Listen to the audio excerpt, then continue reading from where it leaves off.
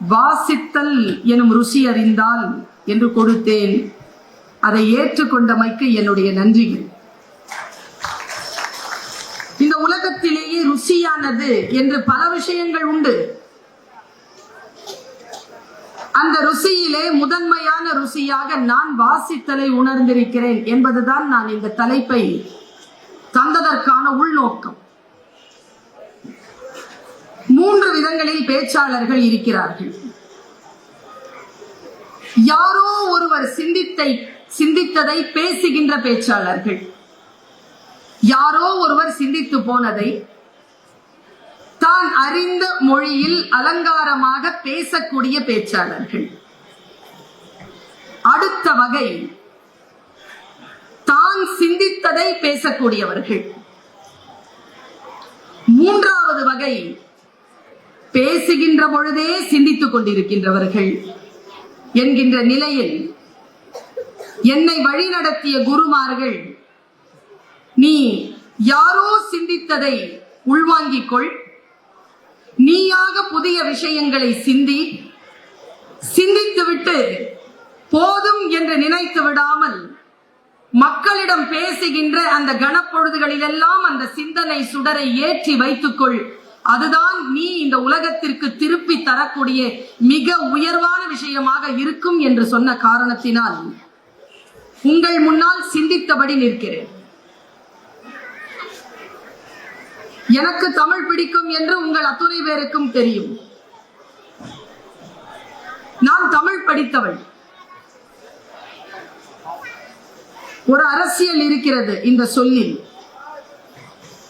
தமிழ் படித்தல் வேறு, தமிழில் படித்தல் வேறு.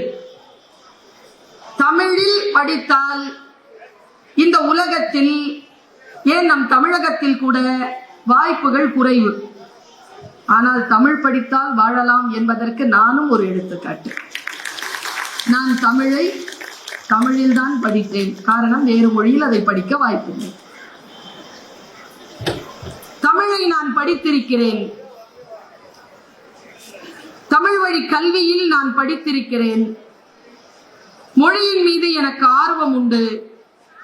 உங்கள் அத்துணை பேருக்கும் தெரியும், எனக்கு ஒரு 4-5 மொழிகள் தெரியும். எனக்கு ஆங்கிலம் தெரியும். ஏனென்றால் அது இந்த உலகம் என் மீது திணித்த மொழி. எனக்கு ஹிந்தி தெரியும். இப்ப இந்த குழந்தைகள் எல்லாம் கொஞ்ச நேரத்துக்கு முன்னால நிறைய பேர் வந்து நடித்தார்கள், பாடினார்கள். உஷா உத்துப் என்கின்ற ஒரு பாடகி பாடிய பாடலை பாடிக்கொண்டே இங்கே நடித்ததை நீங்கள் எல்லோரும் பார்த்தீர்கள்.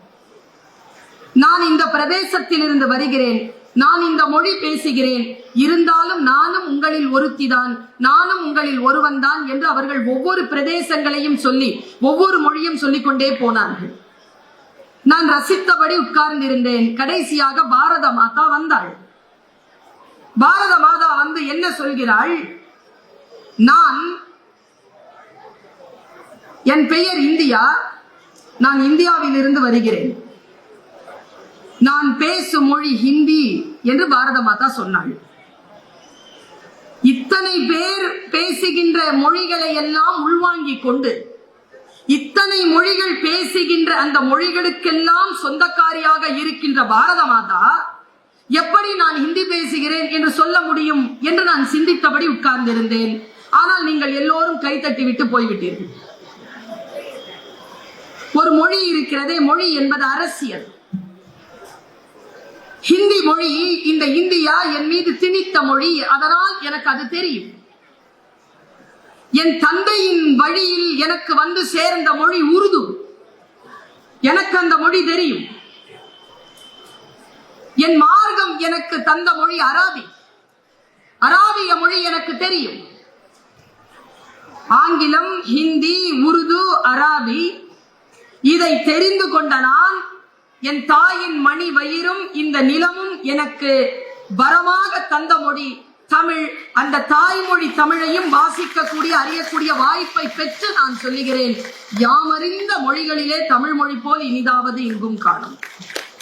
தமிழை நான் வாசிக்கிறேன், தமிழை நான் சுவாசிக்கிறேன், தமிழை நான் ரசிக்கிறேன், தமிழை நான் ருசிக்கிறேன். மொழி மிகவும் முக்கியமானது. இப்பொழுதெல்லாம் கல்விக் கொள்கை இந்த தேசத்தில் மாறிக்கொண்டே இருக்கிறது. எந்த கல்விக் கொள்கையினால் நாம் நம் குழந்தைகளை வளர்த்து கொண்டிருக்கிறோமோ அதன் உள்ளே இருக்கக்கூடிய மொழி அரசியலை பற்றி நாம் தெரியாமலேயே இருக்கிறோம். எந்த ஒரு கருத்தும் புரிகின்ற நிலையில் வந்து சேர்கின்ற பொழுதுதான் அதற்கான விளக்கம் நமக்குள் வெளிச்சமாகிறது. அது நமக்கு புரிய வேண்டும் இல்லையா? புரிகின்ற மொழியில் நமக்கு சில விஷயம் தெரிய வேண்டும் இல்லையா? மொழி மிகவும் முக்கியமானது. ஒரு இனத்தின் அடையாளத்தை ஒழிக்க வேண்டும் என்று முடிவு செய்கின்ற அதிகார வர்க்கம் என்ன செய்கிறது தெரியுமா? அந்த இனத்தில் இருந்து அந்த மொழியை அப்புறப்படுத்துகிறது. நான் ஒரு கருப்பு கவிதையை உங்களுக்கு சொல்லுகிறேன். அவர்கள் எங்கள் தேசத்திற்கு வந்த பொழுது, இது ஒரு ஆப்பிரிக்க கவிதை, வாசித்தலின் ருசி என்று பேசுகின்ற நான் மொழி அரசியலில் இருந்து தொடங்குகிறேன். அந்த ஆப்பிரிக்க கவிதை இப்படி சொல்லுகிறது: அவர்கள் எங்கள் தேசத்திற்கு வந்த பொழுது எங்கள் கைகளில் நிலங்களும், அவர்கள் கைகளில் அவர்கள் மொழியில் வேதங்களும் இருந்தன. இப்பொழுது எங்கள் கைகளில் எங்கள் மொழிகளில் அவர்கள் வேதங்களும், அவர்கள் கைகளில் எங்கள் நிலங்களும் இருக்கின்றன என்ற ஒரு கவிதை. எப்பொழுது மொழி ஒரு சமூகத்தை விடுத்து அப்புறப்படுத்தப்படுகிறதோ அப்பொழுதே நாம் நிலமற்றவர்களாக மாறி போகிறோம் என்பதற்கு இந்த ஆப்பிரிக்க கவிதை ஒரு உதாரணம். அதனால் சொல்லுகிறேன், நம் தாய்மொழியாம் தமிழை ருசிக்க ரசிக்க கற்றுக்கொள்ளுங்கள். அந்த தாய்மொழியை நாம் கற்றுக்கொள்ளுகின்ற பொழுது, அதிலே இருக்கக்கூடிய ருசியை அறிகின்ற பொழுது, நம் அடையாளம் என்ன என்கின்ற மமதை, நம் அடையாளம் இதுதான் என்கின்ற ஆணவம், நம் அடையாளம் இதுதான் என்கின்ற கர்வம் நமக்கு கிடைக்கிறது. நான் இப்படி யோசிக்கிறேன், ஏன் தமிழில் இவர்கள் எல்லாம் சரியாக சில விஷயங்களை புரிந்து கொள்வதே இல்லை. இன்னைக்கு பாருங்க, பிள்ளைகள், அவர்களுக்கு மொழி அவர்களிடமிருந்து அப்புறப்படுத்தப்பட்டிருக்கிறது. நான் கவலை கொள்கிறேன் இந்த குழந்தைகளை பார்த்து. நேற்று போன வாரம் ஒரு 10 நாளைக்கு முன்னால எனக்கு ஒரு குறுஞ்செய்தி வருகிறது. வாட்ஸ்அப் என்கின்ற செயலியில் ஒரு குறுஞ்செய்தி வருகிறது. ஜல்லிக்கட்டு நடந்து கொண்டிருக்கிறது. என் சார்ந்த, நான் பாடம் எடுக்கிற, நான் அறிந்த ஒரு 300 பிள்ளைகள் அந்த போராட்டத்தில் களமில் நிற்கிறார்கள். அதில் ஒரு பெண் எல்லோருக்கும் தகவல் சொல்லுகிறாள், என்னை வீட்டுல விடமாட்டேங்கிறாங்க. அதை எப்படி எழுதுனா தெரியுமா? இங்கிலீஷ்ல எழுதுறா, ENNAI, என்னை. வீட்ல அப்படிங்கறத எப்படி எழுதுனா தெரியுமா? வி போட்டா, 2 போட்டுட்டா, LE போட்டுட்டா. வீட்டுல வீட்டுல விடமாட்டேங்கிறாங்கிறத எழுதுறான். மொழி போயிடுச்சுங்க. குட் நைட்னு சொல்ற குழந்தைகள் கூட GN8 என்று எழுதுகிறார்கள். அவர்களிடமிருந்து மொழி அப்புறப்படுத்தப்பட்டிருக்கிறது. மொழி எவ்வளவு சுகமானது, மொழி எவ்வளவு உயர்வானது. சொல்லாத தலைமுறைதான் குற்றமுடையதே தவிர பின்பற்றாமல் இருக்கக்கூடிய அந்த குழந்தைகள் மீது குறை சொல்லி ஒரு பயனும் இல்லை என்பதனை உணர்ந்து கொண்டுதான் நான் பேசிக் கொண்டிருக்கிறேன். அவர்களுக்கு ஒரு ரசனையை கடத்த தவறிவிட்டோம். நாம் ஒரு சொல் நமக்குள் மிகப்பெரிய மாற்றத்தை ஏற்படுத்தும். இதோ 3 நாட்களாக பலர் ஒரு சொல் என்கின்ற தலைப்பில் பேசிக் கொண்டிருக்கிறார். நாளைக்கும் பேச இருக்கிறார்கள். சொல் தரும் சுகம், சொல்லிலே வருகின்ற மாற்றம். இந்த சொல் எப்பொழுது உள்ளே போகும்? அந்த ரசனை வருகின்ற பொழுதுதான். நான் இப்படி சொல்லுகிறேன், எல்லாமே அப்ளிகேஷன் தானே, எல்லாமே அப்ளிகேஷன் தான். Maths application, science application, psychology application. எதை எடுத்தாலும் நீங்கள் அப்ளை செய்ய வேண்டும் என்பதுதான் இன்றைய நடைமுறை. பழமையான சிந்தனைகளை உள்வாங்கிக் கொள்வதில் இவர்கள் இந்த தலைமுறைக்கெல்லாம் உடன்பாடு கிடையாது. எல்லாவற்றையும் அப்ளை செய்து கொள்கிறார்கள். Then why don't literature? ஏன் லிட்ரேச்சர் அப்ளை பண்ண கூடாது? பல நேரங்களில் நாம் லிட்ரேச்சரை அப்ளை பண்றதே இல்லை. பெரிய ஒரு இந்த பட்டிமண்டபம் பேசுகின்றவர்களுக்கு எல்லாம் தெரியும். ஒரு சொல் சொன்னாலே கூட்டம் செதறி ஓடுது. நான் இலக்கணம் பேச போறேன்னு சொல்லுங்களேன், ஓடிடுவேன்.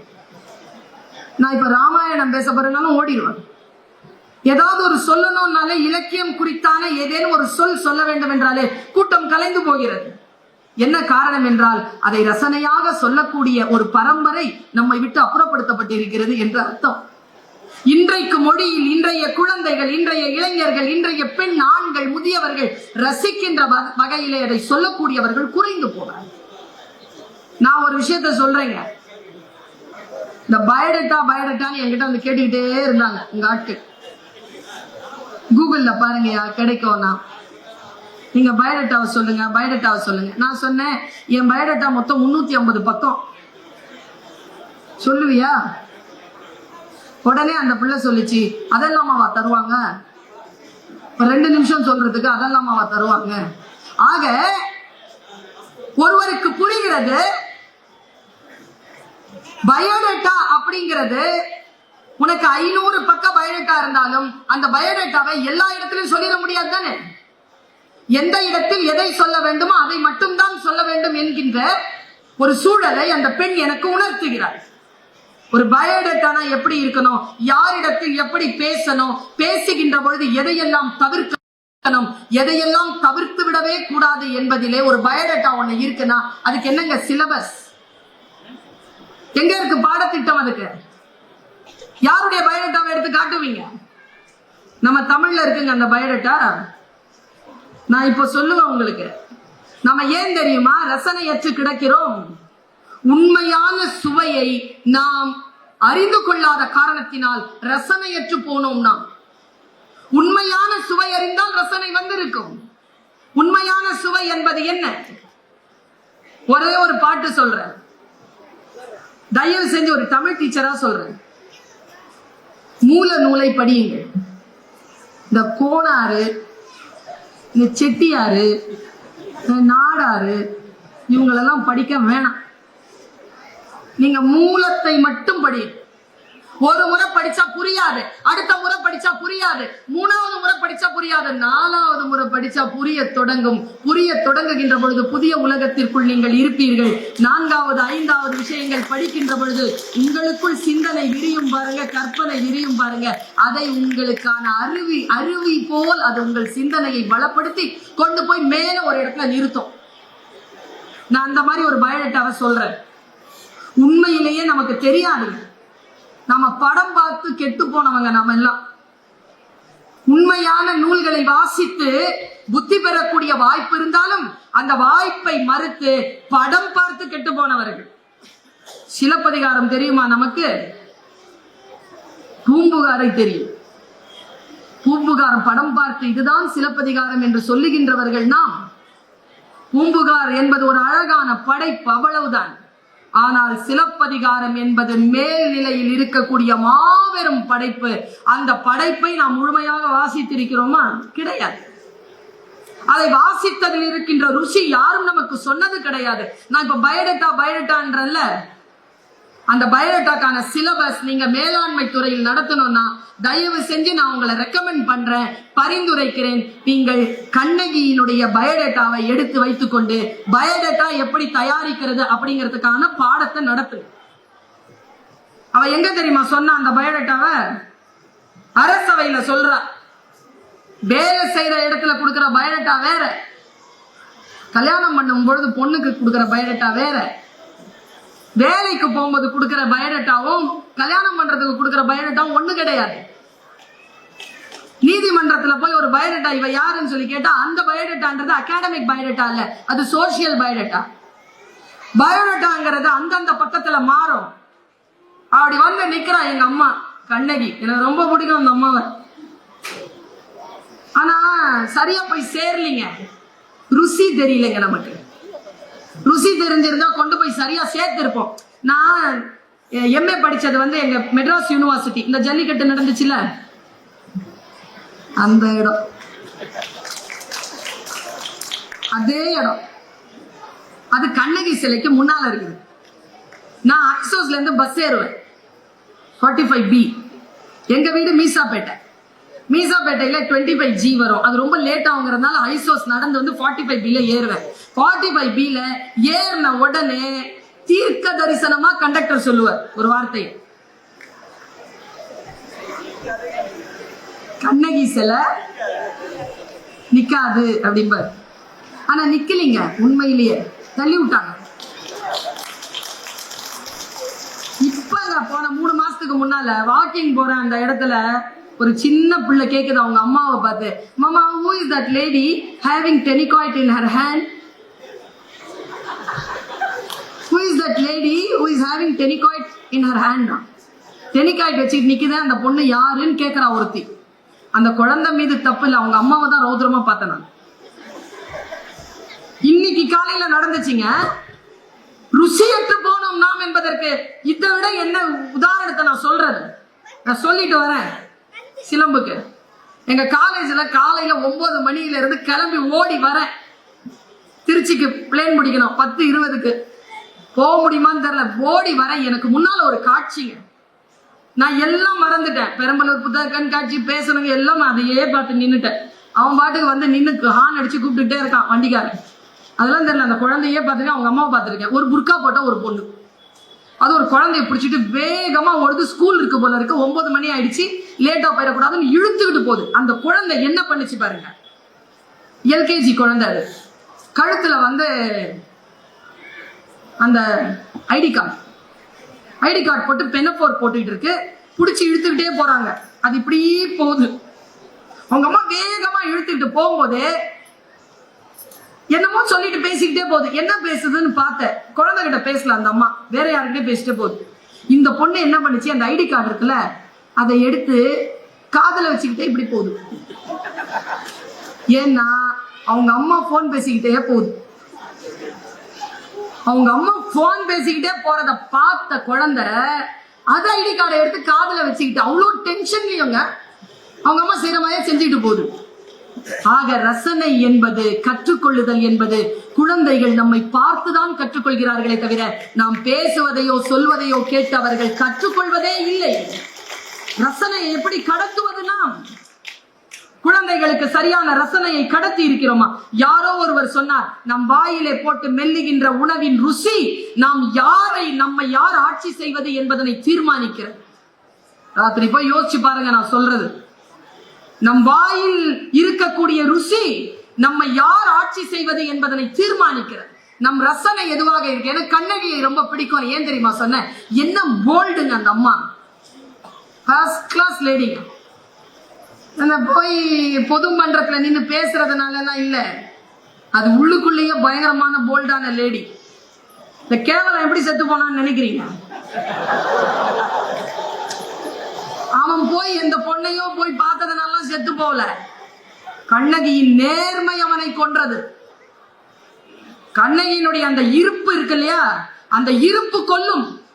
அது அவ்வளவு நேர்மையானது அந்த இருப்பு. அப்படி பாக்குறாங்க. அவன் அந்த ஆளை பாக்குறான். அவன் கேட்கிறான், என்ன கண்ணகி, எழு என்றதும் எழுந்தனை, இது என் செய்தனைன்னு கேட்ட உடனே அவன் சொல்றா, போற்றா ஒழுக்கம் புரிந்தீர், யாவதும் மாற்றம் ஏதும் நிகழ்த்த முடியாது, ஆதலின் எழு என்றதும் எழுந்தனும் போதுதான் தெரிஞ்சது விஸ்வரூபம் எனக்கு. கண்ணகி அப்படி நிக்கிறாங்க. அவ வந்து நின்னுட்டு பேசுற பேச்சுதான் நான் உங்களுக்கு சொல்ற சிலபஸ். பயோடேட்டானா எப்படி இருக்கணுங்கிற சிலபஸ்.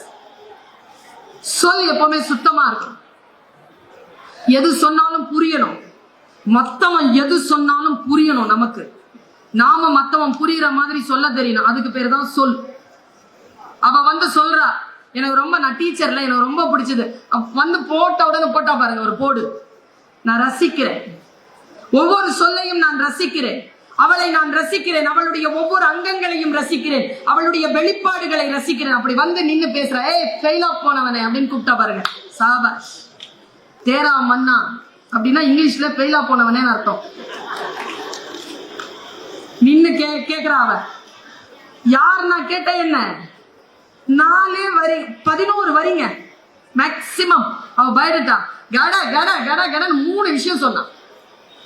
இப்படி சொல்லிட்டாங்க.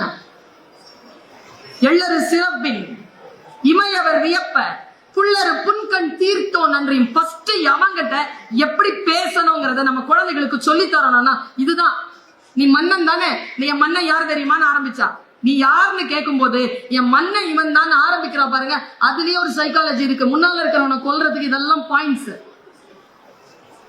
அடிச்சு சொன்னா என் மன்னன் யார் தெரியுமா, ஒரு பருந்து வந்து கேட்டுச்சியா புறாவ, என்கிட்ட வந்துருச்சியா, இந்த புறாவை நான் கொடுக்க மாட்டேன், அதை நான் பாதுகாக்கணும், உனக்கு சதை தானே வேணும்னு புறாவுக்காக தம் தொடை சதை அறுத்து கொடுத்தானே சிபி, அவன் நாட்டு மன்னன்.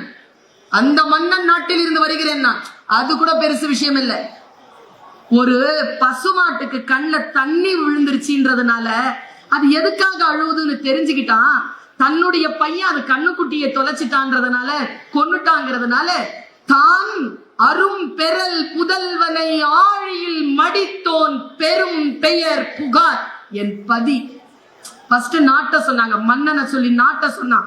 அப்புறமா ஏசா விளங்கு இசை விளங்கும் ஏசா சிறப்பின் இசை விளங்கும் பெரும் குடி மாசாத்துவான் மகனையாகி மாமனார சொன்னான். ஆஹா, கோவலனை சொல்லும் போது இந்த ஆட்களுக்கு எப்போங்க புரியும்? பெண்கள் உங்களை எவ்வளவு நேசிக்கிறார்கள் தெரியுமா? எவ்வளவு தப்பு பண்ணாலும் எவ்வளவு துரோகம் செய்தாலும் உங்களை நேசிக்கிறார்கள். இதுதான் கண்ணகி சொல்றா, சூழ்கடல் மன்னா வாழ்தல் வேண்டி நின்னகர் புகுந்து என் கால் சிலம்பு பகர்தல் வேண்டி நின்கால் கொலை களப்பட்ட கோவலன் மனைவி கண்ணகி என் பெயர். அந்த பயோடேட்டா சொல்லிக் கொடுங்க, இப்படித்தான் பேசணும்ன்றத சொல்லிக் கொடுக்கறதுக்கு அந்த பயோடேட்டா எவ்வளவு ருசியானது. இந்த விஷயங்களை எல்லாம் நான் யோசித்து பார்க்கிறேன். இன்னும் ஒரு காட்சியை சொல்றேன். நான் வாசித்தலின் ருசியை அறிந்தவள். எப்பவுமே அம்மாவினுடைய கையை பிடித்துக் கொண்டே போகின்ற குழந்தைகளைப் போல நான் புத்தகங்களின் கரம் கொண்டு பிடித்துக் கொண்டே வருபவள். எனக்கு அது ரொம்ப பிடித்தமான ஒரு விஷயம். நூல்கள் அவை என்னை பதப்படுத்துகின்றன, அவை என்னை ரசனைக்குரியவளாக மாற்றுகின்றன, அவை என்னை மேல்நிலையில் கொண்டு செல்கின்றன, என் சிந்தனைக்கு அவை வடிகால் தருகின்றன. இதிலிருந்து இன்னொரு சிந்தனைக்கு போகலாம் என்பதனை எனக்கு கற்றுக் கொடுக்கின்றன நூல்கள், சிந்தனைகள். நான் தமிழை நேசிக்கின்றவள்னு சொல்லிட்டேன். நிறைய பேருக்கு தெரியும் நான் இந்த விஷயத்த சொல்லுவேன்னு. தமிழ்னா ரொம்ப பிடிக்கும், கெட்ட வார்த்தைனாலும். தமிழ்ல எங்க மீசாப்பேட்டைக்கு வந்து பாருங்களேன், சண்டை போடுவாங்க பெண்கள் கோவத்துல. டேங்க அப்பா, எந்த டிக்ஷனரிலையும் பாத்திர முடியாது. நீங்க என்ன சொல்லு, எவ்வளவு சொற்கள், இப்படி எல்லாம் சொல்லலாமா, இதை இப்படி எல்லாம் பேசலாமா? நான் ஆணு கேட்டேன். எங்க அம்மா திட்டுவாங்க, மூளை கெட்டு போயிட போது, கெட்ட வார்த்தை கேட்டு இருக்கிற, உள்ள வாமா அம்மா போமா, கெட்ட வார்த்தை இல்லம்மா, ஒரு வார்த்தை எப்படி சொல்லலாம்ன்றத அவ சொல்றமா. அவ என்ன வார்த்தைகள் அப்பா. அந்த மாதிரி ஒரு ரொம்ப ஆக கெட்ட வார்த்தை நான் சொல்லுவேன், உங்களுக்கு தெரியும். சொல்லட்டுமா? வேணான்றாரு திருமரன். பயம். தமிழ் சார் வாழும் வீழ்த்தாது, ஊழல் ஒழிக்கிறாங்களாமா இப்பெல்லாம். எங்களெல்லாம் நம்ப சொல்றாங்க, நாங்க இது வரைக்கும் நம்பல. நீங்க நம்பிட்டீங்களான்னு தெரியாது, நம்பாதீங்க. அதனால எல்லாம் ஊழல்லாம் ஒழிச்சிட முடியாது. ஊழ் என்றால் விதிக்கு உட்பட்டது, ஊழ் அல் என்றால் விதிகளுக்கு உட்படாதது. சொல், ஆழமான சொல். தமிழில் ஆழமான சொற்கள் உண்டு. பாரிஸ் நகரம் போயிருந்தேன். 2 தாய்மார்கள் சண்டை போட்டுக் கொண்டதை பார்த்தேன். எங்க மீசாப்பேட்டையில சண்டை போட்டுக்கிறாங்கல்ல, அதே மாதிரி பாரிஸ்ல சண்டை போட்டுக்கிறாங்க. ஆனாலும் கெட்ட வார்த்தை தான் பேசுறாங்க. ஆனா என்ன, பிரெஞ்சு மொழியில பேசுறாங்க. ரொம்ப கத்தி ஒரு பொண்ணு பேசிட்டு இருந்துச்சு. நீ என்னன்னு கேட்டேன், புரியல. நமக்கு சண்டையை பார்த்துதான் பழக்கமாச்சு. நான் நின்னு கேட்டேன். அந்த அம்மா சொல்லுதான், இங்க பாருங்களேன், உச்சபட்ச வசை. ஒரு தாய் வயிறெறிஞ்சி இன்னொருத்துக்கு சொல்ற உச்சபட்ச வசை என்னன்னா, உனக்கு உன் குழந்தைக்கு தாய்மொழி சொல்லித்தரும் ஆசிரியர் கிடைக்காமல் போகட்டும். எவ்வளவு பெரிய வசை பார்த்தீங்களா? எப்பொழுது நமக்கு தாய்மொழியை கற்றுக் கொடுக்கின்ற ஆசிரியர் இல்லையோ அப்பவே நாம் சபிக்கப்பட்டவர்கள் ஆகிறோம் என்று அவள் சொல்லுகிறாள். ஒரு தாயின் சொல் உயர்ந்தது. தமிழ் சொற்கள் அதிலே இருக்கக்கூடிய விஷயங்கள் உயர்ந்தது. ஒரு காட்சியை சொல்றேன். சில காட்சிகள் நமக்கு விளங்காதுங்க. விளங்காத பொழுது அதற்கு விளக்கம் தேடுவதற்கு நமக்கு குருமார்கள் தேவைப்படுகிறார்கள். அந்த ருசி உணர்வதற்கு குருமார்கள் தேவைப்படுகிறார்கள். நான் ஒரு பாட்டை படித்தேன். ஒரு காட்சி சொல்றேன். ஒரு போர்க்களம்.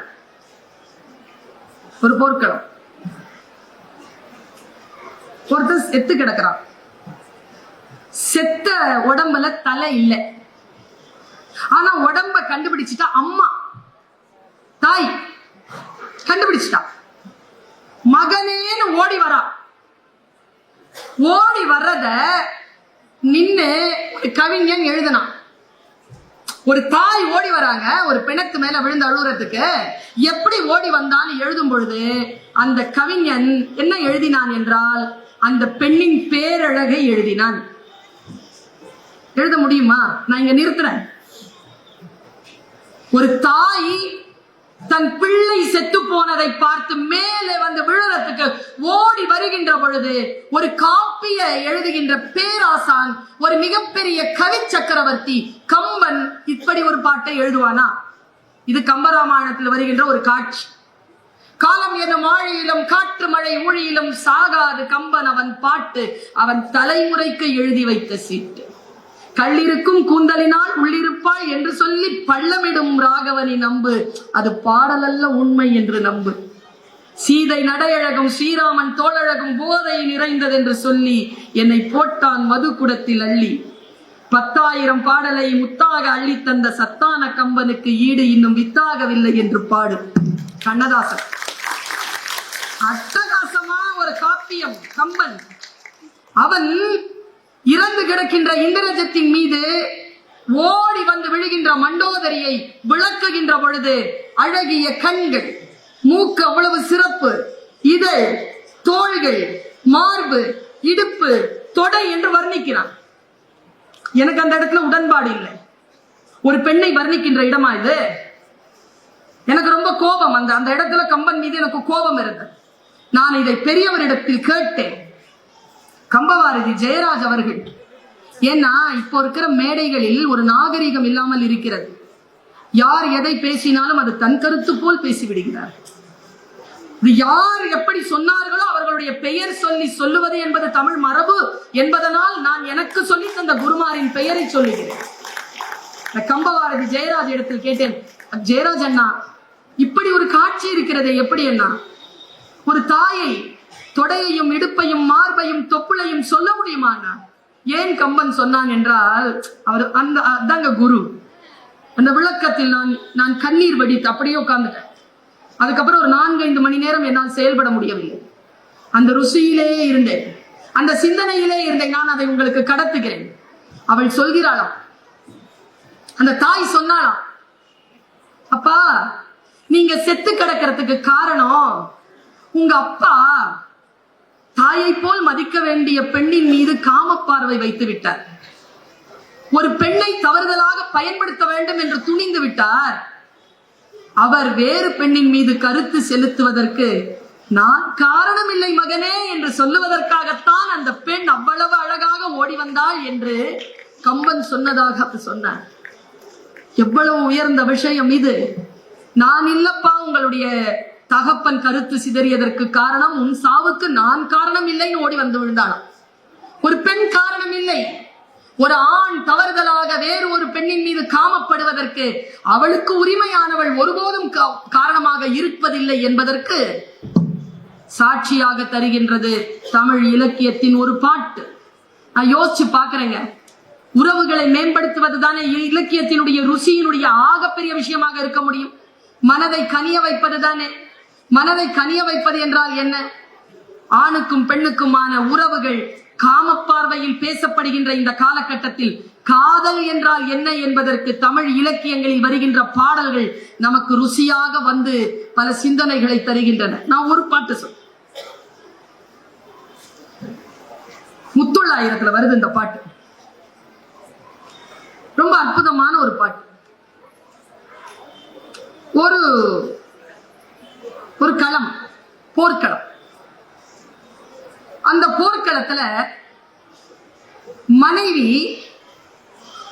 அங்க நின்னுட்டு இருக்கா, இவன் களமாடிட்டு இருக்கான், புருஷன் களமாடிட்டு இருக்கான். அங்க இருந்து நின்னுட்டு பார்த்துக்கிட்டே இருக்கா, தன் புருஷனுடைய தன் காதலனுடைய களமாடுவதை, வீரத்தை தூரத்துல இருந்து பாக்குறா ஒரு பொண்ணு.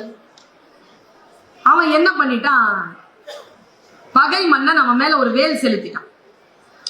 வேல் செலுத்தின உடனே அவன் சாயறான். கொஞ்சம் நினைச்சு பாருங்க, வேல் பாய்ந்த ஒருவன் சாய்வதற்கு எத்தனை வினாடிகள் வரும்? அதுக்குள்ள அவ வேடிக்கை பார்த்திருந்தால, அவ என்ன பண்ணாலாம், ஓடி வந்து கீழே விழறதுக்கு முன்னால தான் உடம்புல அந்த உடம்ப தாங்கிட்டாளாம். இப்படி ஒரு பாட்டு. ஏன் தாங்கனா அப்படிங்கிறது எனக்கு தெரியல, கவிஞன் விளக்கம் தருகிறான். தாங்கனவன் என்ன செஞ்சானா, அவன் சாவறதுக்கு முன்னால செத்து போயிட்டாளாம். இப்படி ஒரு பாட்டு. இதுக்கு காரணம் சொல்றான் பாருங்களேன், நல்ல சபஷ் அப்படின்னு. எப்பவுமே பாராட்டு வந்து உடனே செஞ்சிடறாங்க, நாளைக்கு பார்த்துக்கலாம் செய்யக்கூடாது. திட்டுறதா இருந்தா தான் அவங்கள யோசிக்கணும், உடனே திட்டக்கூடாது, யோசிச்சு திட்டணும். பாராட்டு உடனே பாராட்டு. நான் உடனே பாராட்டினேன் இந்த பாட்டை.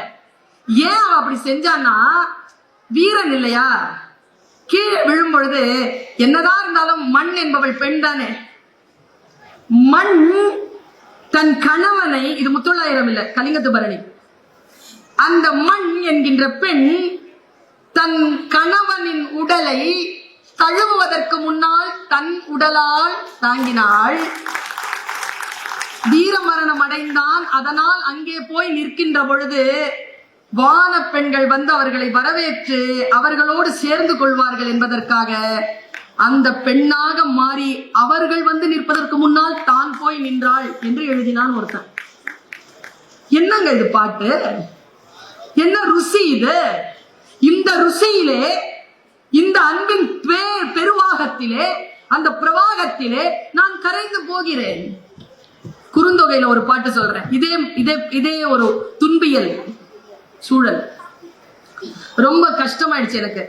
என்னன்னா, துன்பம் கூட ஒரு விதமான ருசியை தந்து மனதை நெகிழச் செய்து வன்முறையில் இருந்து நம்மை காப்பாற்றும் ஒரு ருசி. இது ஒரு ஆசிரியரா சொல்லித்தர. ராத்திரியில படுக்கும் பொழுது போனால் போகட்டும் போடா அப்படின்னா நிம்மதியா தூக்கம் வரும் தெரியுமா? அடா அடா அடான்னு பாட்டுனா தூக்கமா வரும். பொன்னை விரும்பும் அப்படின்னு உடனே அப்படியே சொக்கி போதில்ல. துன்பியல்ல ஒரு சின்ன சுகம் இருக்கு. அந்த சுகம் நம் மனதை நெகிழ்ச்சி செய்ய வைத்து அன்பு வயப்படுத்தி அடுத்தவர்களுடைய நிலையை புரிந்து கொள்வதற்கு நம்மை தயார் செய்கிறது என்று உளவியலாளர்கள் சொல்கிறார். ஒரு பாட்டு குறுந்தொகையில நான் அசந்து போனேங்க அந்த பாட்டை படிச்சு. ஒரு பெண் தன் கணவன் உடன்போக்கு கூட போயிட்டா. போற வழியில பாம்பு கடிச்சு கணவன் இறக்கிறான். ராத்திரி நேரம் கணவன் இறந்துட்டான். என்ன செய்யறதுன்னு தெரியல. விடிய விடிய பிணத்தோட உட்கார்ந்து இருக்கா அந்த பொண்ணு. உட்கார்ந்துகிட்டு காலையில சூரியன் வருது, அந்த வெப்பம் வந்து அந்த ஆண் மீது படுறது. அவ என்ன செய்யறா, கொஞ்சம் நிழலுக்கு கூட்டிட்டு போலான்னு இழுக்கிறா உடம்பு வரல, ஏன்னா அவ்வளவு வெயிட் ஆயிடுச்சு. இழுக்கிறா முடியல. அப்ப அந்த பெண் அந்த உடம்போட பேசுறா. நீ என்ன சொன்னாலும் நான் கேட்டேன்ல, நீ எங்க வர சொன்னாலும் நான் வந்தேன்ல, எங்க அம்மா அப்பா, என்னுடைய பாரம்பரியம், என்னுடைய பழைய விஷயங்கள் எல்லாத்தையும் விட்டுட்டு உன்கிட்ட வந்தேன்ல. இப்ப அங்க போறதா இங்க போறதான்னு எனக்கு தெரியல. நீ எனக்கு எந்த அடையாளமும் தரல. ஆனா நீ தான் என் கணவன். உன்கிட்ட ஒரே ஒரு வேண்டுதல் மட்டும் செய்யற, அதை மட்டும் கேட்டுப்பியா? வெயில் உனக்கு தாங்காது, கொஞ்சம் எழுந்து வந்து இந்த மரத்தடி நிழல்ல படுத்துக்கிறியா அப்படின்னு கேக்குறாங்க அந்த பொண்ணு. இப்படி ஒரு பாட்டு. மனதை நெகிழ வைக்கின்ற விஷயங்கள், மனதை எளிமைப்படுத்துகின்ற விஷயங்கள், மனதை ரௌத்ரப்படுத்துகின்ற விஷயங்கள், நம்மை நமக்குள் யார் என்று அடையாளப்படுத்துகின்ற வாசகங்களுக்கு உரியது தமிழ். தமிழனுடைய வாசகங்களை நான் பார்க்கிறேன், அதை நான் சுதாக்கியிருக்கிறேன், அதை நான் சுதந்திரித்துக் கொள்கிறேன். பார்க்கின்ற பொழுது எனக்குள் நான் பல வடிவங்களில் மேலே மேலே ஏறி நிற்பதை பார்க்கின்ற பொழுது ஒரு ருசி வருது பாருங்க. ஒரு சொல் போதங்க, ஒரு சொல். நான் உங்களிடத்தில் உரிமை எடுத்துக்கொண்டு வேறொரு திசைக்குள் நுழையிறான். எங்க அப்பா ஒரு உருது கவிஞர், உங்க எல்லாருக்கும் தெரியும், யூடியூப் பார்த்திருந்தீங்கன்னா தெரியும். அப்பா ரொம்ப அழகா கவிதை சொல்வேன்.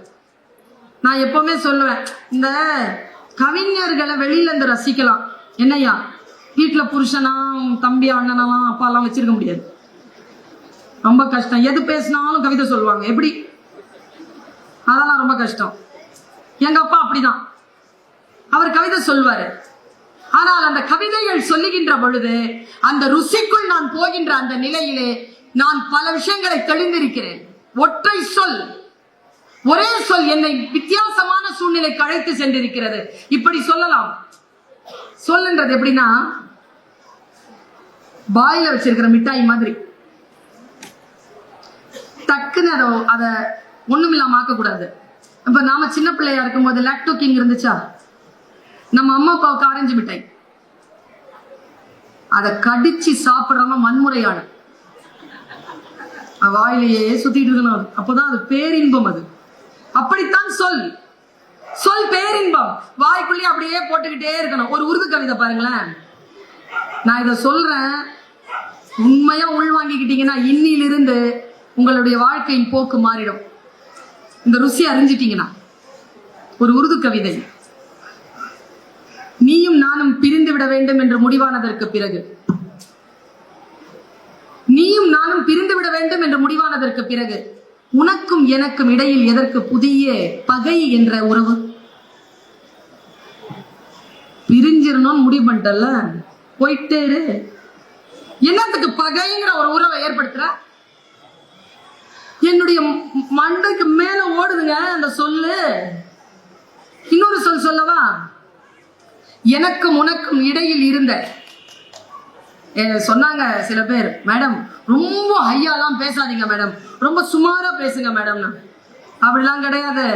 பெரம்பலூர் மக்கள் சுமாரான விஷயங்களுக்கு இல்ல, ரொம்ப மேம்பட்ட ரசனைக்கெல்லாம் பழகி பலகாலம் ஆயிடுச்சு.